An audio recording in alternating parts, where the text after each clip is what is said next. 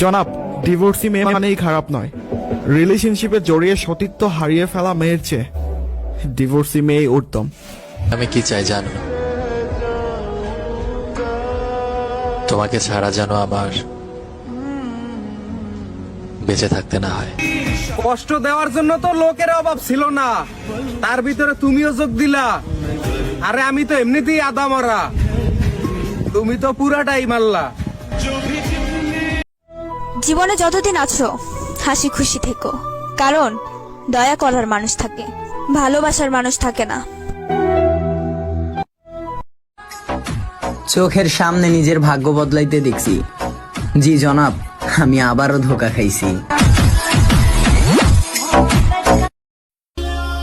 কখনো জিজ্ঞেস করবো না ছেড়ে কেন গেলে, প্রশ্ন একটাই করব, ভালোবেসে কষ্ট কেন দিলে।